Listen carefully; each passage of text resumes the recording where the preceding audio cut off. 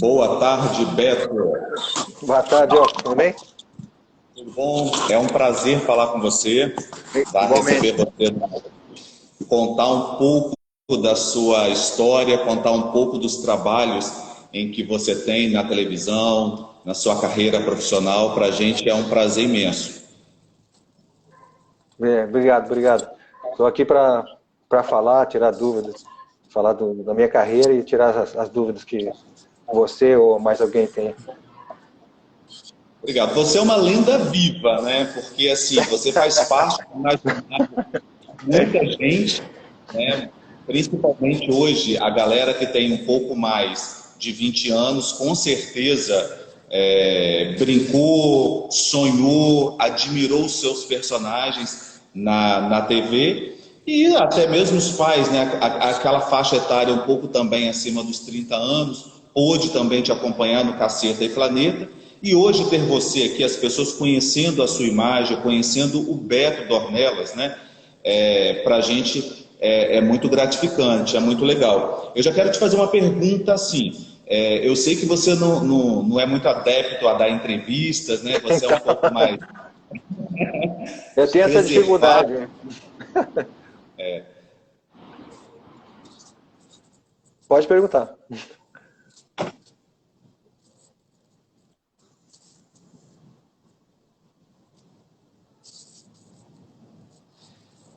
Oi, Beto, está me ouvindo Eu agora? estou ouvindo bem, estou ouvindo bem.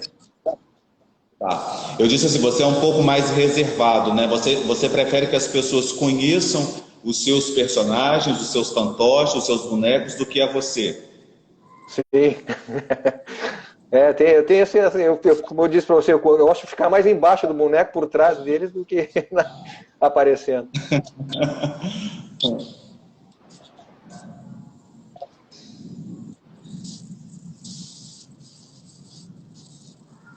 Tá interrompendo aí?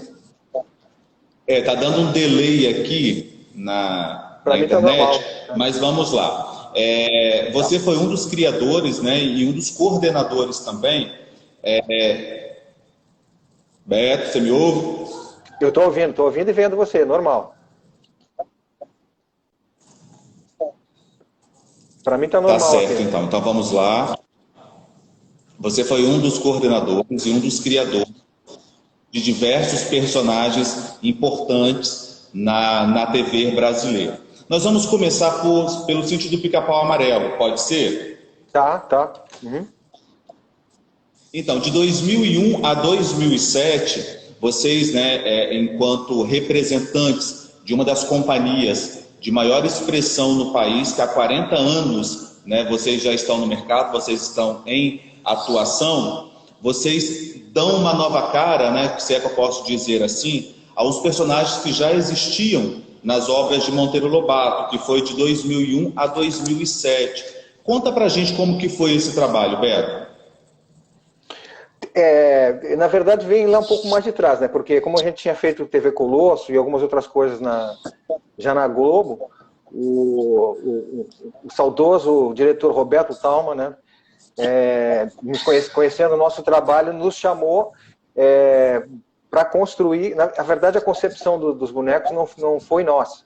O desenho foi feito um concurso com artistas que desenharam, e eu não me lembro exatamente qual foi a pessoa, qual artista que ganhou, para fazer os 4 personagens, né, principais, que seriam bonecos, que seria a Cuca, o Conselheiro, o Burro Falante, né, o Quindim e o Rabicó.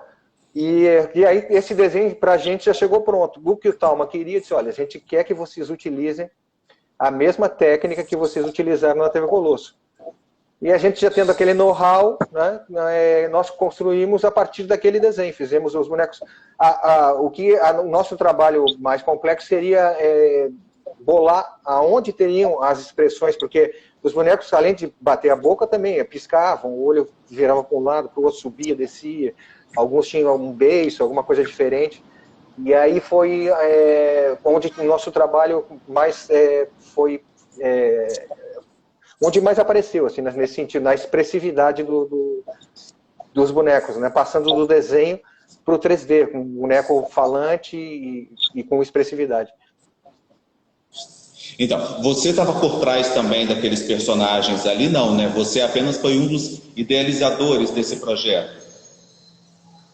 Não, a nossa equipe, nós escolhemos os atores que vestiriam os bonecos.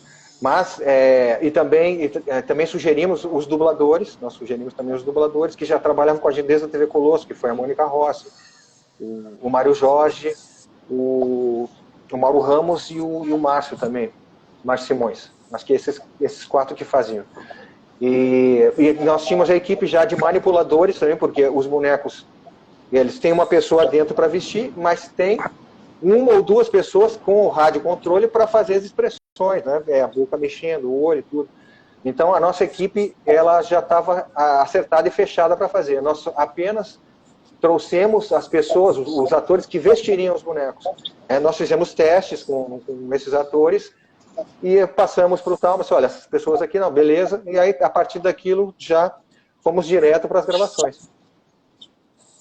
Então, você está falando agora, propriamente dito, eu acho que é mais próximo à TV Colosso, que foi uma febre nacional, né? Foi um dos programas também de maior expressão na Rede Globo, porque estava muito próximo ali a Xuxa, né? A Xuxa sai, a TV Colosso entra na grade. Então, é uma responsabilidade muito grande para vocês também. Quantos personagens tinham, o Beto, a TV Colosso? No total? Eu vou falar agora para você. Personagem, eu não tenho nem certeza, mas bonecos tinha em torno de 50 a 55 bonecos. Porque alguns bonecos a gente fazia duplo, porque você tinha que, se acontecer algum problema na gravação, já tinha um outro para trocar. Eu acho que personagem devia ter em torno de 30 personagens, 30 e poucos. Mas bonecos, eu acho que mais ou menos em torno disso aí, uns 50 e poucos bonecos. Porque alguns a gente precisava ter duplo, né? Mais ou menos isso. E todos os bonecos a gente... Claro que na primeira... Oi? Pode concluir, por favor. Pode falar. Não, o que eu estava falando que, na verdade, lá no início... Quais eram as raças, né, mais comuns, as raças mais próximas? Então, quando o Boninho vem conversar com a gente, dizendo que queria que a gente criasse a própria história, porque, na verdade, a criação toda nossa, não tinha nada. Ele diz, olha, inventem o que vocês quiserem, né? E aí a gente pensou, na verdade, o Luiz Ferré, que é o meu sócio e o outro criador, artista genial, que teve a ideia de vamos fazer com um cachorro, vamos fazer boneco com cachorro, porque é uma coisa que todo mundo adora, né? Todo mundo adora cachorro e gosta de boneco também. Então a gente juntou as duas coisas. A partir daí, a gente começou a pesquisar as raças, né? Para ver quais raças que a gente utilizaria. E eu não sei, não me lembro de todas assim exatamente, mas a principal, que é a Priscila, é a Sheepdog, né? Uma raça inglesa. E que funcionou muito bem, aquele pelo enorme, né? Que ela andava, balançava o pelo. A gente pensou nesse sentido também, ela ser como ela era produtora da TV Colosso, então ela tinha uma coisa assim de energia, espiritada e tal, e balançava muito, o pelo balançava junto, então juntou essas duas coisas nessa raça, né? Os outros, assim, tinham várias raças, né? Tinha... O que era o meu? O JF era Sabujo, tinha várias raças, né? Eu agora não lembro exatamente, mas tinha Bulldog, tinha Sharpei também, várias raças que a gente pesquisou em vários livros, né? E a partir dali que a gente criou os personagens.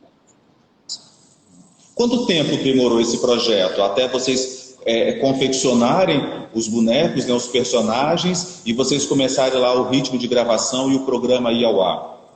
Então foi loucura total, cara. Foi muito louco porque eles vieram falar com a gente, eu acho que foi em agosto de 92, o primeiro contato. Mas só que até a gente acertar tudo, porque a gente ficou de agosto até dezembro, conversando muito, vendo como iria fazer, e na verdade nós primeiros criamos um protótipo, um boneco protótipo para mostrar que a gente conseguia fazer com aquela técnica e tal, que era com rádio controlado. Então nós fizemos esse protótipo nesse meio tempo e levamos, e trouxemos, aqui eu estou no Rio, e naquela época a gente fez tudo em Porto Alegre, né? Nós trouxemos para o Rio, fizemos os testes e eles gostaram muito, disseram, não, é isso aí. Isso aí já em dezembro, assim, entendeu? E aí, na verdade, a gente começou mais ou menos em dezembro. Mas com tudo já fechado foi em janeiro. Então a gente teve janeiro, fevereiro, março, e em abril a gente já veio para cá início de abril. Em 19 de abril estreou. Então foi assim, 3 meses e meio para a gente criar todos os personagens. Foi uma coisa de maluco. Maluco mesmo. E aí, nesse meio tempo eu ainda viajei para fora, junto com mais 2 da equipe técnicos, para a gente buscar o material e fazer pesquisa lá também, em alguns estúdios, eles nos levaram. Então foi coisa de doido, mas acabou dando tudo certo e foi um sucesso. Uma curiosidade que a gente tem é sobre a matéria-prima que foi utilizada na confecção desses bonecos. Quais eram, Beto, essas matérias-primas? Eles eram pesados mesmo? Porque eles passavam a conotação, né, de grandes, aquela grandiosidade, então dava aquela sensação, eu acho, de peso, alguma coisa parecida. Sim, entendeu? Realmente eles eram pesados. Não assim uma coisa absurda, mas eles eram pesados. Porque a gente usava muito espuma, tecido, né? Mas a parte da cabeça, principalmente, às vezes alguns tinham foam látex, que a gente tinha que tirar de forma, fazer escultura, tirar forma. O pelo, que a maioria deles veio lá de fora também. Eu fui até uma fábrica que fabrica os pelos, em Boston. Eu fui até lá para encomendar os pelos, a boa parte dos pelos.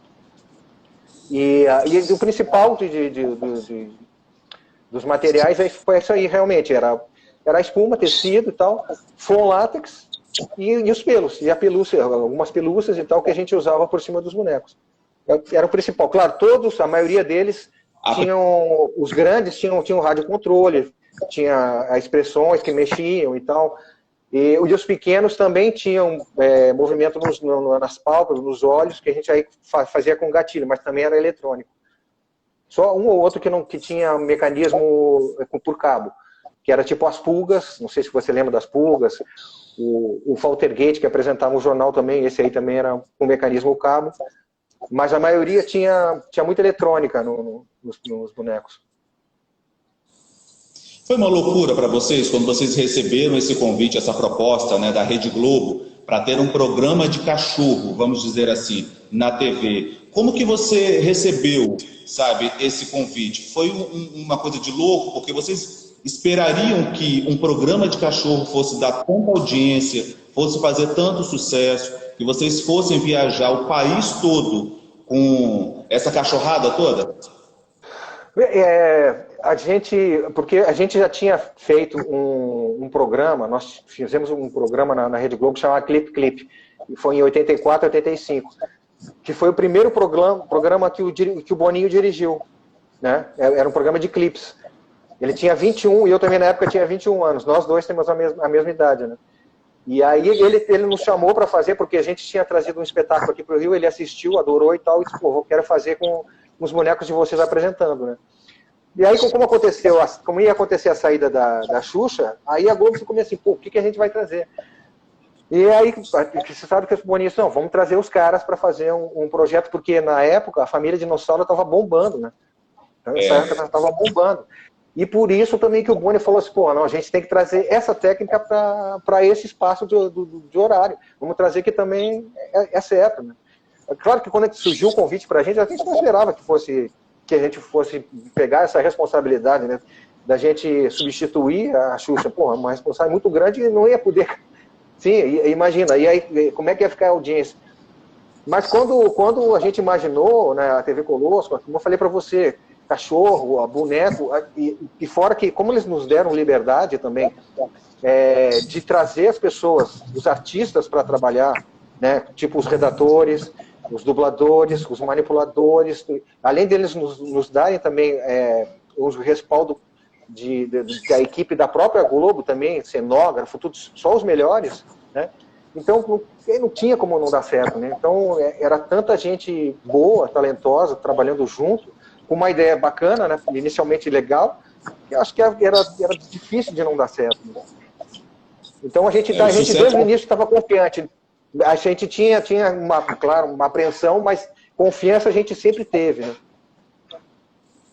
O sucesso foi tão grande, Beto, que vocês participaram de todos os programas da casa. A Priscila chegou a apresentar até o vídeo show na época, né? Então, o sucesso foi tamanho. Agora, vem cá, sobre os bonecos, né, os personagens. Eram em média ali de 40 a 50 personagens. Mas a Priscila, ela teve uma saída muito grande, né? Ela era praticamente a protagonista lá do programa. Isso foi proposital mesmo ou aconteceu naturalmente? Olha, não dá para dizer que foi proposital, a gente imaginava, porque como o físico dela, assim, e também a questão das características, a dubladora, tudo junto, inicialmente não tinha essa coisa assim, agora essa aqui vai ser, mas logo que a gente viu o personagem movimentando, falando, a gente disse, não, é o nosso carro-chefe, com certeza, entendeu? E realmente acabou acontecendo a mesma coisa com outro personagem também, que é o Gilmar. Não sei se você lembra, algumas devem lembrar. O Gilmar foi o segundo, é o segundo na história. Ele também não era para ser um personagem principal, mas acabou sendo um principal, porque ele era muito engraçado, o dublador muito bom, o Mário Jorge, genial. E acabou também, aí viraram dois, a Priscila, claro, um pouco mais, mas aí o segundo é o Gilmar, que também, se a gente for dizer, pô, vocês pensaram nisso? Não, a gente não, principalmente com o Gilmar, a gente não pensava que isso fosse acontecer. Mas aconteceu e hoje continua sendo, né? A Priscila e o Gilmar, os nossos dois carros-chefes. Legal. Agora, uma curiosidade que as pessoas têm era o seguinte, dentro do personagem, daquela fantasia, tinha um manipulador, né? E numa outra sala, a parte tinha a voz, né? A pessoa quem dublava o personagem, vamos colocar como exemplo aqui a Priscila. Então eram basicamente ali quase que umas 3, 4 pessoas manipulando um personagem só, porque tinha a direção, tinha a produção, tinha a voz, né? A locução, e tinha o ator, né? Que vestia o personagem. É assim mesmo, Beto? Sim, então deixa eu explicar assim melhor como que funciona. Tem o ator manipulador que vai dentro do boneco. No caso da Priscila, tem um manipulador de rádio que fica fora. E normalmente a gente até faz próximo do personagem, a gente não faz numa sala separada. A gente pede monitor para ver o que está sendo transmitido ou gravado. Então a pessoa que está mexendo no rádio também está vendo junto com o dublador. O dublador também está vendo a imagem que está sendo passada na TV, que as pessoas estão vendo. Normalmente a gente tenta ficar, além do monitor, também está vendo ao vivo o personagem, entendeu? Só que no caso da TV Colosso, lá nas gravações, não era a dubladora, a voz guia que ia pro ar. Tinham 2 ou 3 dubladores que faziam a voz guia pra gente no estúdio. Porque senão também ia ser muito puxado pro dublador. Ele está no estúdio e depois, ainda aí, porque o som... Ele não era direto, era um som que vinha e gravava depois, então não tinha como fazer isso. Só lá no início que os dubladores, os originais, ficaram para poder formatar a voz ainda, criar a voz do personagem. Depois, eles ficavam em estúdio e a gente gravava dessa maneira. Mas tem bonecos, tipo o JF, que era o chefe da TV Colosso. Esse aí tinha 2 manipuladores rádio, porque ele tinha tantas expressões que precisava de muito mais controles, entendeu? Mexia aqui, eram muitos controles. Na Priscila não, um rádio só funcionava, porque ela tinha movimentos de boca, sobrancelhas, né? E a língua saía. Então 4 movimentos, isso aí dava para fazer no rádio. Mas o JF não, o JF mexia a boca, o beiço, o olho mexia para todo lugar, pálpebra, a sobrancelha, era muita coisa. Então não tinha como você deixar com uma pessoa só. Distribuía para 2, entendeu? E assim outros personagens também eram. Alguns tinham 2 manipuladores para cada rádio.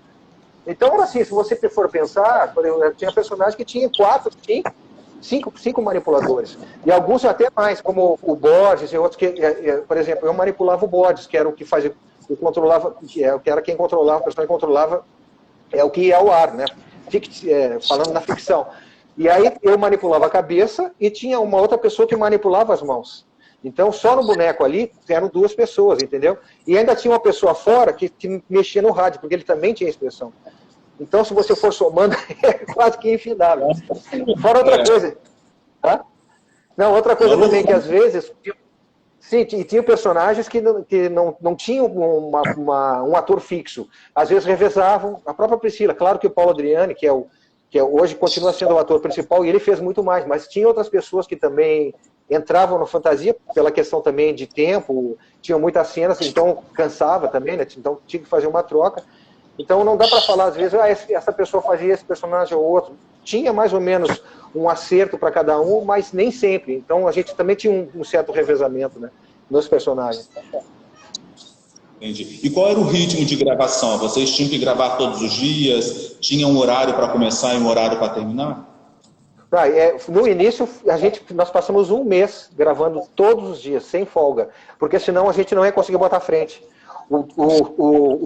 A gente gravava domingo, não interessava. Porque como a gente não estava morando aqui, estava em hotel, eu ia para o hotel, saía de manhã para a gravação, não tinha descansado nada, porque não adiantava nada. Entendeu? Então foi um mês assim de loucura. Depois, claro que diminuiu, foi diminuindo o ritmo, mas a gente sempre gravou 4, no mínimo 3 vezes na semana a gente gravava. Só que nos outros dias, nós tínhamos que fazer manutenção dos bonecos, porque os bonecos tinham desgaste, né? Quebra, alguma coisa assim. E a gente também trabalhava na manutenção. Uma parte da equipe que trabalhava na gravação também trabalhava na manutenção. Alguns só trabalhavam na manutenção e alguns só trabalhavam nas gravações. Mas eu e uma parte da equipe trabalhávamos nas duas coisas, entendeu? Então, sempre foi um ritmo meio doido, assim, doido mesmo. No seu caso específico, você, além de ser um dos criadores, você também era coordenador da equipe, né? Sim, tanto da equipe de manipulação, o pessoal que vestia, como coordenando também a manutenção, a equipe de manutenção também. Eu coordenava as duas coisas. Entendi. Agora, e os direitos autorais, Beto, assim, com relação à imagem da TV Colosso, pertence a vocês ou pertence à Rede Globo? O nome TV Colosso é da Rede Globo, né? Mas os personagens são nossos. Os personagens são direitos nossos. Tá. Hoje vocês viajam, né, o país com os personagens ainda? As coisas aqui em casa, né? Estamos gravando algumas coisas em casa e tal.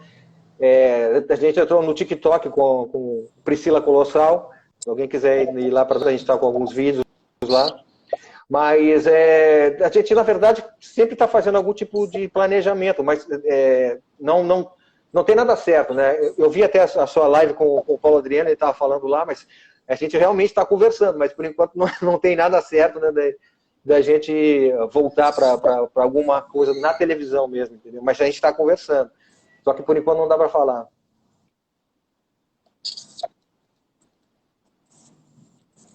Então, quando tiver a novidade já, você volta aqui para você contar essa novidade para a gente Sim, também. sim. Volto sim. Curiosidades. As pessoas gostam de saber das curiosidades.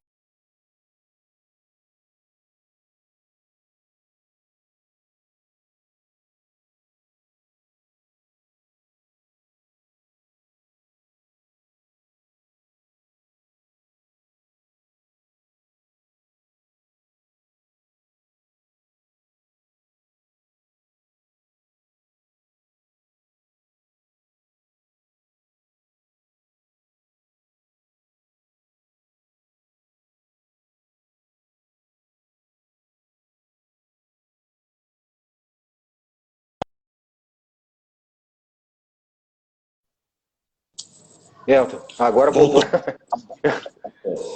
Beto, as pessoas gostam de saber de curiosidade. Você, como um dos criadores e um dos coordenadores da TV Colosso, surgia muito imprevisto, surgia muito contratempo na hora da gravação? Que era muito cachorro.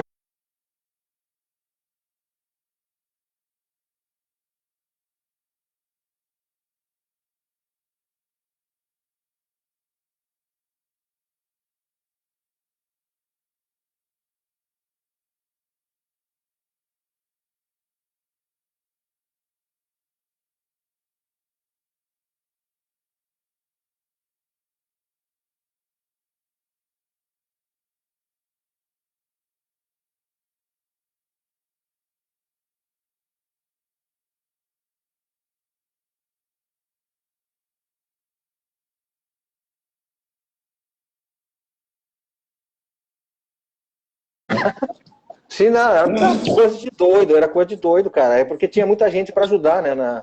Mas era coisa de doido. Uma das coisas que eu pensei, até o que eu estava falando agora aqui, do ritmo de gravação, eu acho que a gente, isso não foi contado, mas eu acho que nós batemos o resto, devia estar no livro de recordes. Um dia de gravação, porque às vezes tinha dia que você tinha que entrar na gravação e não tinha parada para almoço, a gente revezava a equipe.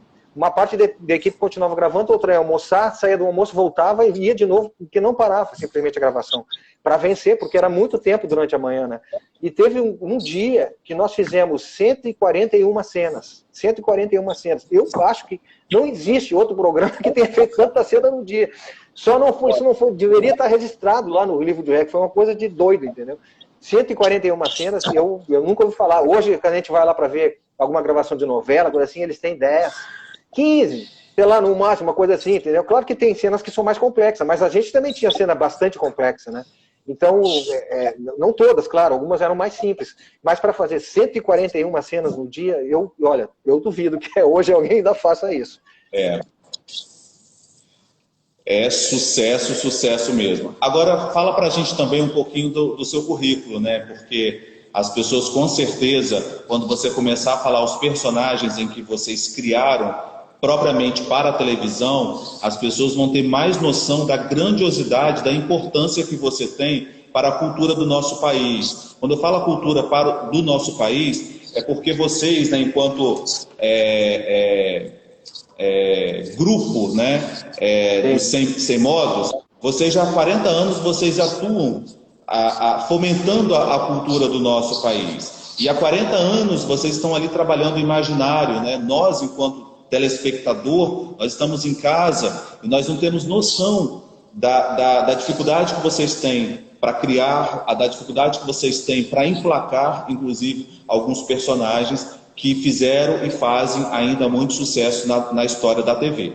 Hoje é muito comum, por exemplo, o Louro José, da Ana Maria Braga, outros personagens que estão aí na atualidade.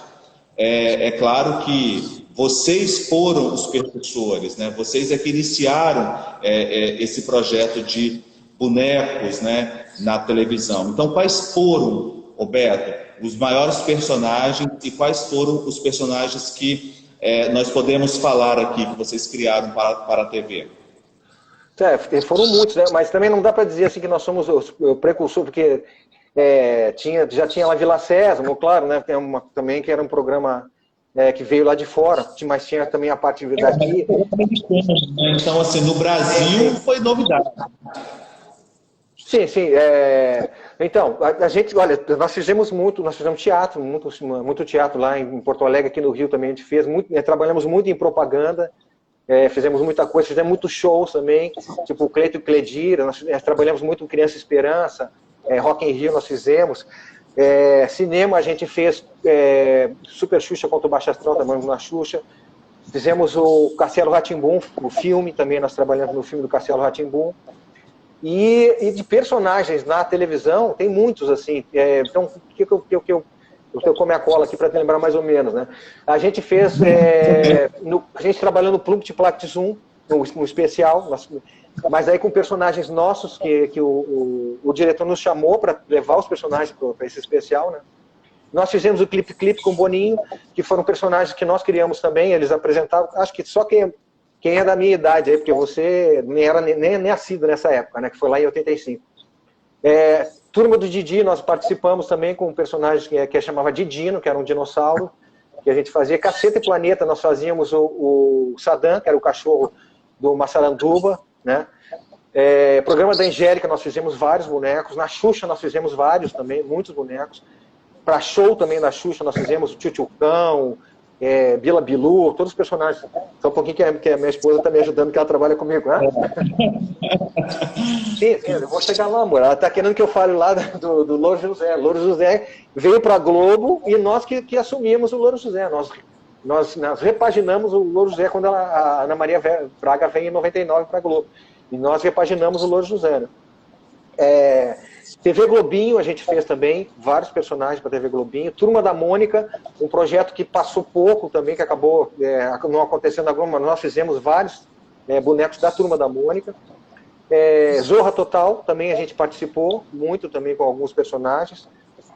O Sítio, né? O Sítio, os 4 e muitos outros personagens, porque depois dos 4 personagens nós fizemos alguns outros também, personagens do folclore, a gente fez a Mula Sem Cabeça, vários outros. O Mestre da Copa, que a gente fez também na Globo Esporte, né? Um boneco Mestre da Copa, nós fizemos junto com, na verdade, a criação foi do cartunista Ike, né? E nós fizemos e manipulamos o boneco. E os Quando você Osso, né? Do Louro José, porque quando você fala da reformulação do Louro José, é porque já existia um projeto, já existia o personagem, vocês só reformularam com algumas ideias, cores, tamanho, essas coisas assim, esses ajustes? Sim, o boneco ele já mas quando veio para a Globo, e como a gente já trabalhava com boneco, a própria direção falou assim, olha, a gente quer que vocês façam uns protótipos, né? E mostrar para ela, ver o que ela mais agrada. E a gente fez, acho que uns 3 protótipos, eu acho, alguns. Eu até fui lá fora e busquei material para fazer. Um deles, ele era meio apeluciado, né? A gente fez de espuma e apeluciado. E aí, no fim, o que foi aprovado foi de espuma. Mas nós fizemos protótipos, claro, em cima do original, mas nós demos uma reformulada, repaginamos, mudamos a parte mecânica dos olhos, quase tudo a gente modificou, principalmente no externo, assim, no externo dele, né? A pintura também a gente fez diferente, mas mantendo as cores originais que ela queria, que era o verde e amarelo e tal, bico laranja, né? Aquele rosa das pálpebras e tal. A gente manteve isso, mas nós fizemos esses protótipos e ela no final aprovou o que foi ao ar. Claro que também depois, com o tempo, em 2005, se eu não me engano, com a coisa do HD, eles pediram para a gente mudar a textura, então a gente pesquisou uma espuma diferente para poder fazer a cobertura. Tanto que as pessoas olham e não sabem se é espuma, porque a espuma que é usada ali é uma espuma especial. Não era a espuma que quando chegou o boneco. A gente usou uma espuma especial que não se identifica direito o que é. Isso também foi uma coisa que nós pesquisamos durante o tempo que o programa que a gente esteve trabalhando na Globo, no programa. As pessoas de casa terem uma noção, em média o Louro José, ele pesava quantos quilos? Não, é leve, não é um boneco pesado, não. Ele, se pesar 1 quilo, 1 quilo é 1 quilo e pouco, não é pouca coisa que ele pesa, porque ele era só de espuma, a parte mais que nem era tão pesada, a parte da mecânica, mas também era, a maioria feita com PVC, com plástico e tal, e o manete, o cabo também, tudo bem que tinha a parte metálica, mas não tinha nada assim de muito peso, não. A questão é que ele tinha que ficar com o braço para cima ali, né, então... Claro que também ele ficava apoiado no balcão, conseguia descansar um pouco, mas, né, e nos intervalos também descansava, mas enquanto estava acontecendo o programa, ele tinha que ficar com o braço para cima, mas não era assim um peso, não, um peso absurdo. Tinha boneco na TV Colosso que era muito mais pesado que esse, nem se compara. No caso, então, da Priscila, Beto, a Priscila pesava em torno de quantos quilos? Então, se for juntar tudo, deve dar ali, sei lá, uns 5 quilos, 6 quilos, entendeu? Uma coisa assim, com corpo e cabeça, né? Mas a cabeça também não é muito pesada. Os motores, eles não são pesados, a estrutura que a gente faz também é leve. A cabeça deve pesar aí uns 3 quilos, eu acho. Um pouco mais, talvez, mas não é uma coisa assim muito pesada, não. Tinha outros bonecos que eram bem mais pesados, porque tinham muito mais mecânica e motores, né? No caso do JF. No caso do JF, sim, devia, sei lá, pesar lá uns 8 quilos, uma coisa assim. Nunca botei na balança para ver, mas... Sabe, eu já botei na cabeça e senti, porque chega uma hora que começa a doer a tua coluna, o pescoço, né? Embora a gente usasse um contrapeso, com cinto e tal, que fica amarrado no peito, né? Como normalmente ela tende a tombar para frente, então a gente coloca um contrapeso. Mas com o tempo, realmente, ele vai cansando o teu pescoço, tu acaba sentindo. Então, é um tempo que você tem que ficar vestido, fora o calor também, né? Que normalmente também é quente. Então, é um tempo, você fica vestido lá, tipo, no máximo uma meia hora, tira, dá uma respirada, né? Toma uma água, volta de novo. Se tiver que fazer, né, mais uma vez, se tiver que continuar a gravação, eu digo. Agora, uma pergunta que eu acredito que todos os telespectadores se perguntam, né? a audiência subia a cada dia, o sucesso só aumentava da TV Colosso. Mas por que o fim do programa? Por que o programa acabou? Então, a gente não sabe, a gente não sabe dizer o porquê, entendeu? Simplesmente com o tempo, o investimento no programa começou a cair mesmo. Né? Começaram a mandar as pessoas embora e tal. A gente tinha uma equipe enorme, né? Só de manipuladores, acho que no segundo ano, se eu não me engano, a gente tinha umas 30, 40 pessoas, manipuladores e pessoas que vestiam, digo, entendeu? 30, 40 pessoas, era uma equipe gigantesca, entendeu? Então, aí com o tempo, quando começou a chegar um pouco mais para perto do final, começaram a dizer, não, vamos diminuir, não sei o que e tal. E quando chegou 2007, daí disse, não, a gente não vai renovar, porque agora a Angélica vai entrar e tal. E foi assim, simplesmente, a razão exata a gente não sabe, mas que estava com uma audiência muito boa, mesmo com pouco investimento, ela estava, entendeu? Então, a gente não sabe.